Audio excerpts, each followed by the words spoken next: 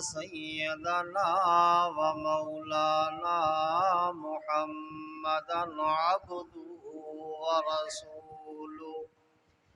أما بعد فأعوذ بالله من الشيطان الرجيم. بسم الله الرحمن الرحيم.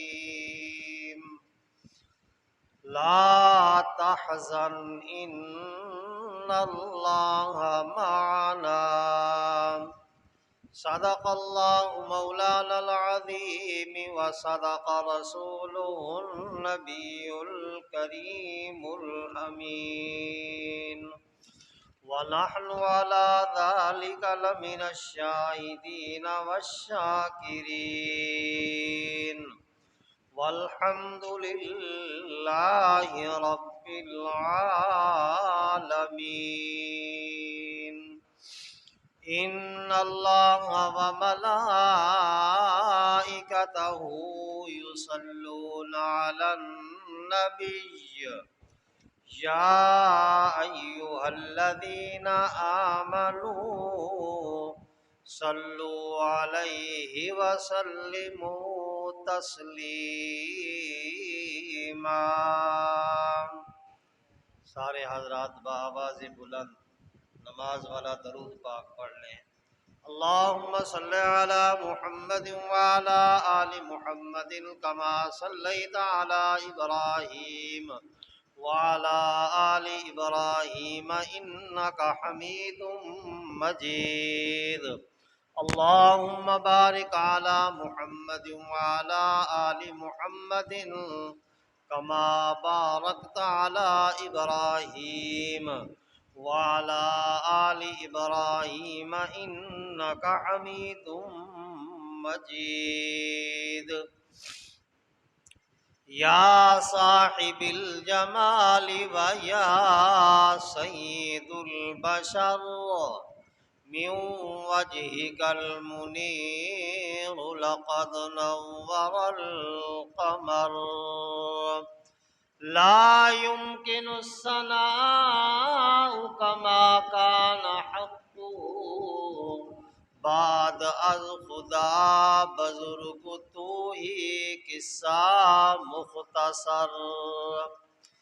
بلغ العلا بکمالہ کشف الدجى بجمالہ حسنت جمیع خصالہ. صلو علیہ وآلہ.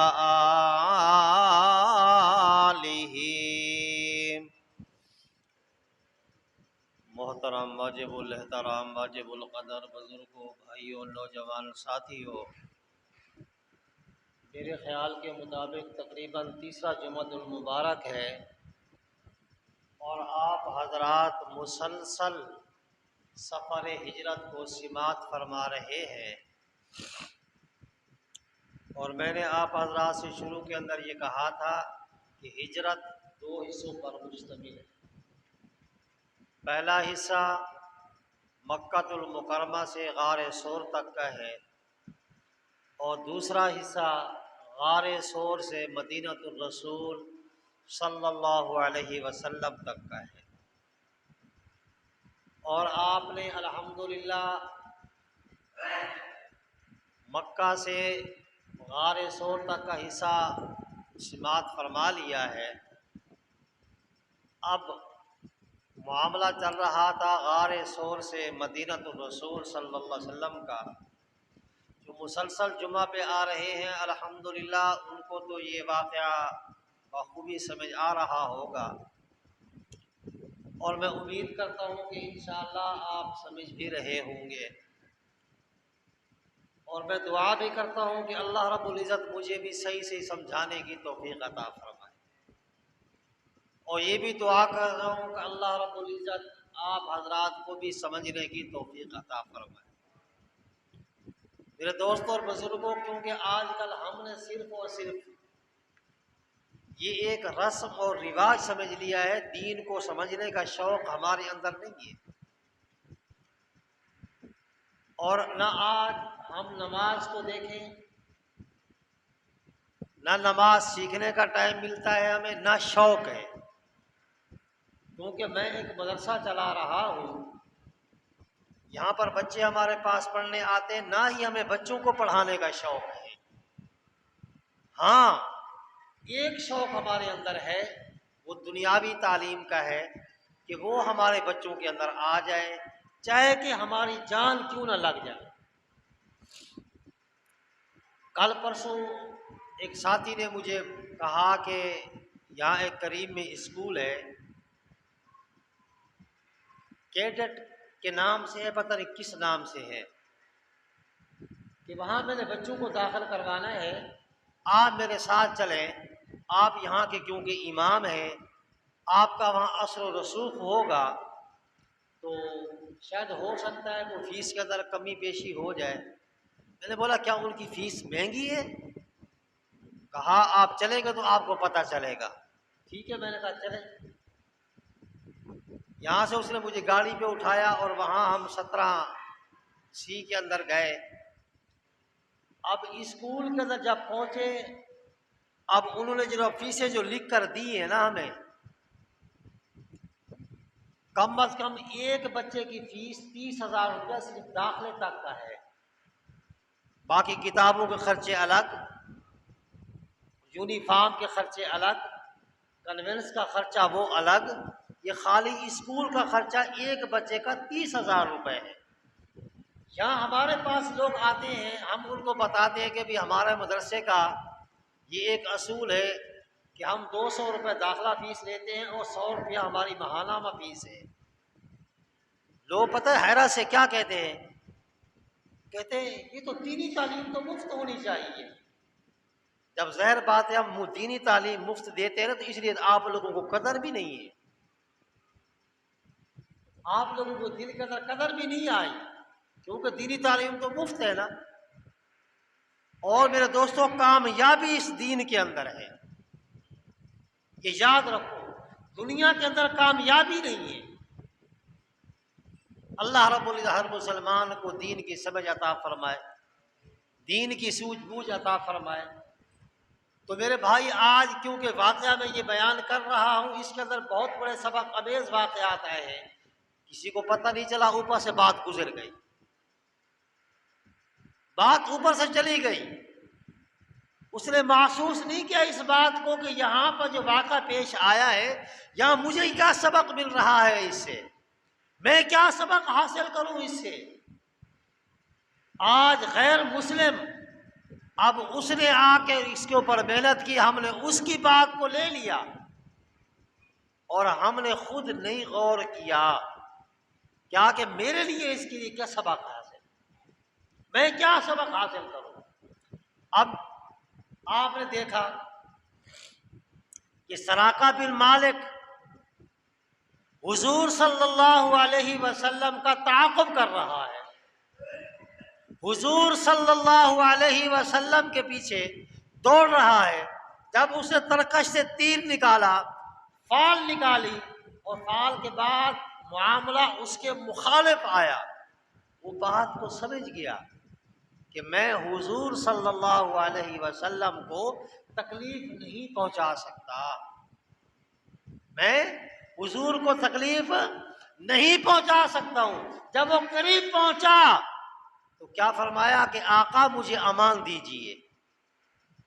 حضور صلی اللہ علیہ وسلم نے اس کو کہا کہ اے سراقہ، اس وقت تیرا کیا حال ہوگا جب کیسر و کسریٰ کے بادشاہ کے کنگن تیرے ہاتھ کے اندر ہوں گے۔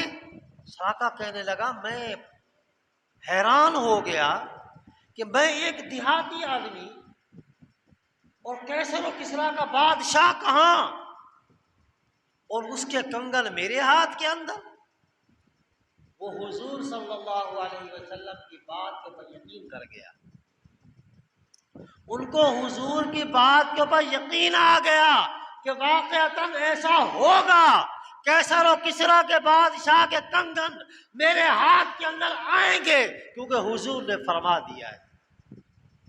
آج ہم حضور کی حدیث کو پڑھتے ہیں، سنتے ہیں، ہمارا یقین نہیں جاتا، جبکہ حضور صلی اللہ علیہ وسلم نے ان صحابہ کے بارے میں فرمایا کہ یہ میرے ساتھی ہیں، کیا فرمایا؟ یہ میرے ساتھی ہیں. اور ہمارے بارے میں کیا فرمایا؟ کہ یہ میرے بھائی ہیں. یہ کیا ہے؟ یہ میرے بھائی ہیں. آقا ہم آپ کے ساتھ ہیں، آپ کے دکھ کے اندر بھی ہم شامل ہیں، آپ کی خوشیوں کے اندر بھی شامل ہیں. ہم نے آپ کو دیکھا ہے، قریب سے دیکھا ہے. کہا کہ جنہوں نے دیکھا بھی نہیں ہوگا اور وہ ہمیں کہیں گے اور میرے اوپر کلمہ پڑھیں گے کہ لا الہ الا اللہ محمد الرسول اللہ، بن دیکھے مجھے آپ نے تو میرا چلنا دیکھا، اٹھنا دیکھا، بیٹھنا دیکھا، تجارت دیکھی، سب کچھ دیکھا. آپ نے میرے معجزات کو بھی دیکھا، اس کے بعد کلمہ پڑھا. جو میرے معجزات کو بھی نہیں دیکھیں گے، میرا چلنا پھرنا بھی نہیں دیکھیں گے، میرا اٹھنا بیٹھنا بھی نہیں دیکھیں گے، میری مال و تجارت کو بھی نہیں دیکھیں گے اور کلمہ پڑھیں گے لا الہ الا اللہ محمد الرسول اللہ، کہتے وہ میرے بھائی. اور اس کے باوجود بھی آج ہمیں حضور کی حدیث تو ہم سنتے ہیں پر اس کے بعد ہمارا یقین ایمان نہیں آتا. تو اب سراقہ بن مالک کے اندر یہ سبق تھا کہ اس کو حضور کی بات کے اوپر یقین آ گیا، اعتماد آ گیا کہ میں واقعی دیہاتی ضرور ہوں پر ایسا وقت آئے گا کہ کیسر و کسریٰ کے بادشاہ کے کنگن میرے ہاتھ کے اندر ہو. وہ وقت آیا کہ جب فاروق اعظم رضی اللہ تعالی عنہ کا دور آیا اور جب کیسر و کسریٰ فتح ہوا، فتح ہونے کے بعد مال غنیمت کے اندر جب وہ کیسر و کسریٰ کے بادشاہ کے کنگن آئے تو سراقہ بن مالک کو بلایا. سراقہ آگے آ. سراقہ آگے آیا، کہا کہ ہاتھ اوپر کر. ہاتھ اوپر کیے اور وہی جناب ابن کنگن کیسر و کسریٰ کے بادشاہ کے جو کنگن تھے وہ ان کے ہاتھ کے اندر پہنا دیے گئے. حضور کی بات سچی ثابت ہوئی. آج ہمیں بھی اس طریقے سے یقین ہونا چاہیے.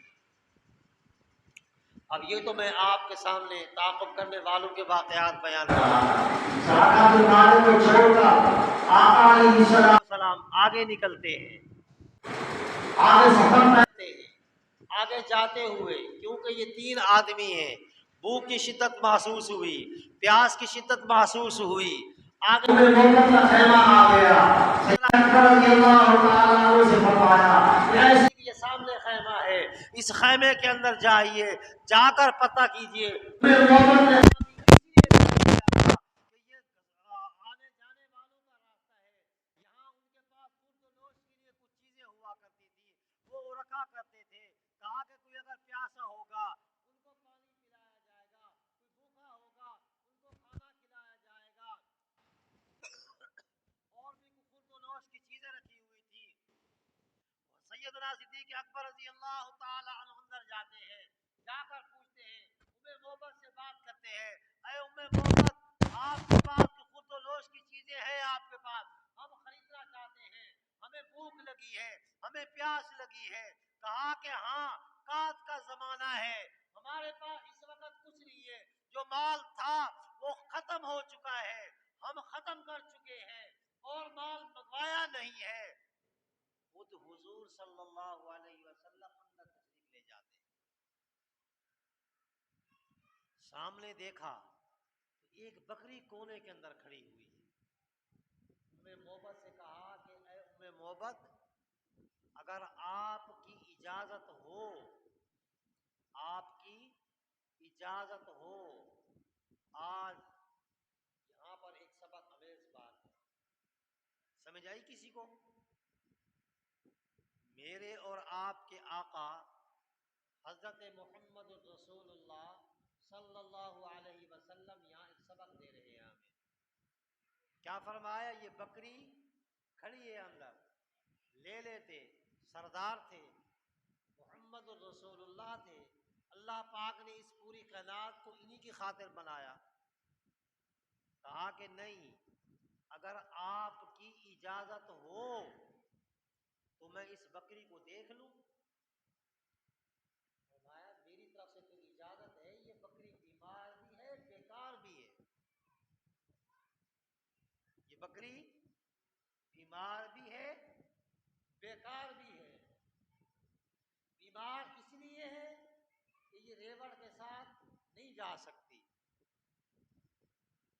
بیکار اس لیے ہے کہ یہ دودھ دینے والی نہیں، دودھ دینے والی نہیں ہے۔ اچھا، اور ابو محبت اس کے جاتے ہیں اپنے ریوڑ کے ساتھ، شام کو آتے ہوئے اس کے لیے کوئی چارہ لے کر آتے ہیں جو اس کو آ کر ڈالتے ہیں اور یہ کھاتی ہے، ریوڑ کے ساتھ جانے کے قابل بھی نہیں۔ حضور صلی اللہ علیہ وسلم نے فرمایا کہ اے ام محبت، اجازت دینا تیرا کام، اس سے دودھ دینا میرے اللہ کا کام ہے۔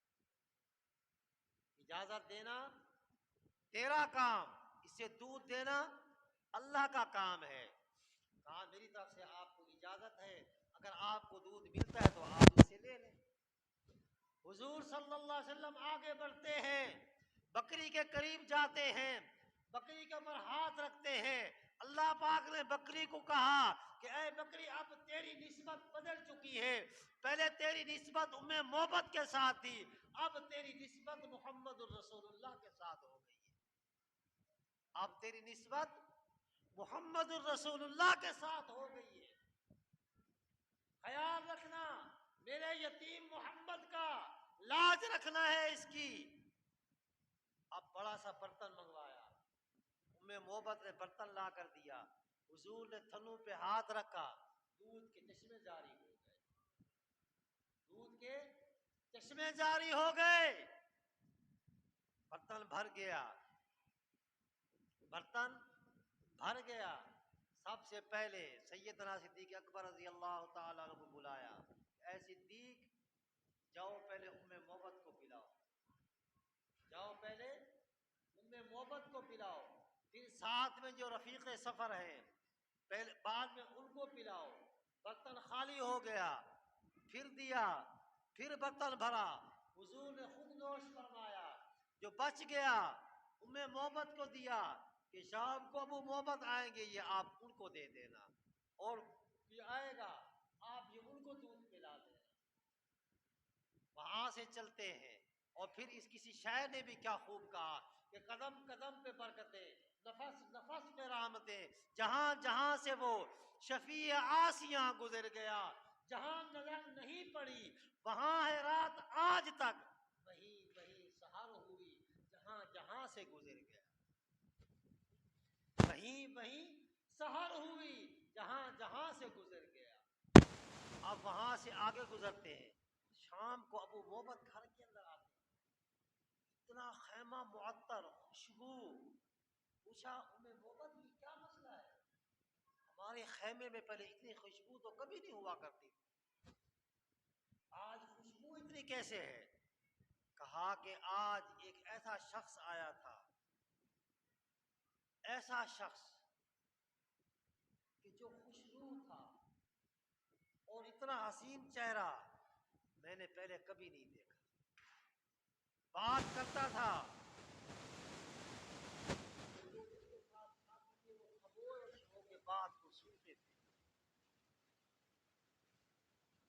ابو محبت کہنے لگے جس کی مجھے انتظار تھی، جس کی خاطر میں نے یہاں خیمہ بنایا تھا، مجھے لگتا ہے یہ وہی صاحب قریش ہے، یہاں سے گزر گیا، یہ وہی صاحب قریش ہے، یہاں سے گزر گیا، خیمے کو سمیٹا، مدینہ کی طرف چلے گئے، اور جا کر اللہ پاک نے اس خیمے کے اندر آنے سے ان کو اسلام کی دولت سے مالا مال کر دیا۔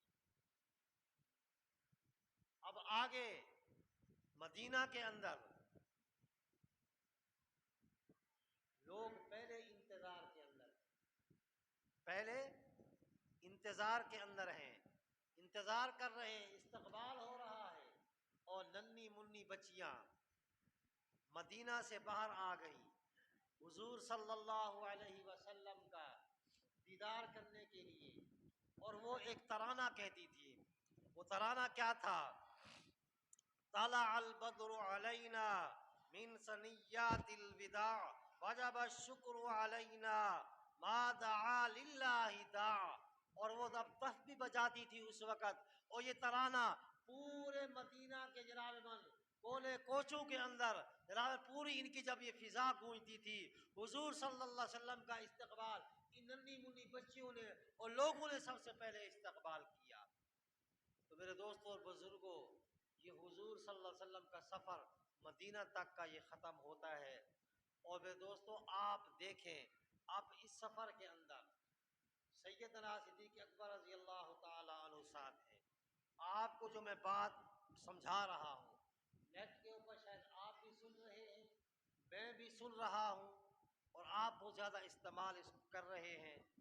اور سیدنا صدیق اکبر رضی اللہ تعالی عنہ کے دشمن جو پہلے تھے اب بھی موجود ہیں، اب بھی موجود ہیں، اب بھی موجود ہیں، اور وہ حضور صلی اللہ علیہ وسلم سے آج بھی ان کو جدا کرنا چاہتے ہیں۔ اب مجھے بتائیں، آپ اگر جب سفر کر رہے ہیں، سفر کے اندر جاتے ہوئے آپ اپنے کسی قریبی دوست کو ساتھ رکھیں گے یا دشمن کو ساتھ رکھیں گے؟ جو آپ کا جگری یار ہوگا، جگری دوست ہوگا، آپ اس کو ساتھ رکھیں گے یا دشمن کو ساتھ رکھیں گے؟ تو جب سیدنا صدیق اکبر رضی اللہ تعالیٰ عنہ کے دروازے کے اوپر حضور صلی اللہ علیہ وسلم پہنچے، تو حضور کے دوست تھے یا دشمن تھے؟ اللہ پاک نے جب فرمایا کہ اے میرے آقا، اس دنیا کی امانتیں علی کے حوالے کرو، دنیا کی امانتیں علی کے حوالے کرو، یا اللہ یہ امانت کس کے حوالے کا؟ یہ صدیق کے حوالے کرو۔ یہ کس کے حوالے کرو؟ صدیق کے حوالے کرو۔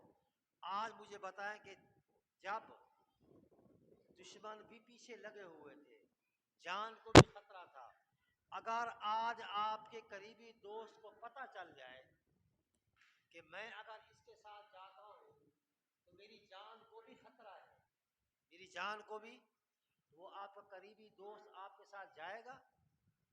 کبھی بھی نہیں جائے گا۔ جب اس کو یہ معلوم ہو کہ بھائی یہ اس کے پیچھے آدمی بھی لگے ہوئے ہیں، پولیس بھی لگی ہوئی ہے، اور اس کو مارنے کے اوپر بھی تلے ہوئے ہیں، اگر میں ساتھ جاتا ہوں، ساتھ اس کو بھی ماریں گے، مجھے بھی ماریں گے، ساتھ اس کو بھی ماریں گے، مجھے بھی ماریں گے، تو کوئی جانے کے لیے تیار نہیں ہوگا، کوئی جانے کے لیے تیار کوئی بھی نہیں ہوگا۔ تو میرے دوستوں، سیدنا صدیق اکبر رضی اللہ تعالیٰ عنہ کے سفر بھی ساتھ کیا۔ آج اگر ہم دشمنی ڈھونڈیں اہل بیت سے، سیدنا صدیق اکبر رضی اللہ تعالیٰ عنہ کو دشمنی تھی، تو یہ بات مانی جا سکتی ہے؟ یہ بات مانی جا سکتی ہے؟ الحمدللہ ثم الحمدللہ، اہل بیت ہمارے پہلے بھی ایمان کا حصہ تھے، اب بھی ہمارے ایمان کا حصہ ہے، اور نہ اہل بیت کو پہلے جدا کیا جا سکتا تھا، نہ اب جدا کیا جا سکتا ہے۔ صدیق اکبر رضی اللہ تعالی عنہ اب بھی جنت میں، اور ہمیشہ ہمیشہ کے لیے جنت کے اندر، اور ان کا بغض رکھنے کی کوئی ضرورت نہیں ہے۔ اگر آج بھی اگر آپ کو وہ اس طرح فرغلاتا ہے، اگر آپ کو صدیق اکبر کی دشمنی پیش کرتا ہے، تو آپ ان کی بات کو نہ مانیں، وہ آج بھی جنت کے اندر ہے۔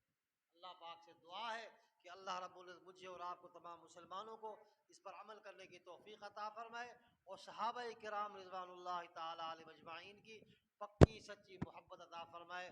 وآخر دعوانا ان الحمد للہ رب العالمین۔ جنہیں سنتے نہیں وہ سنتے پڑھ لیں بھائی۔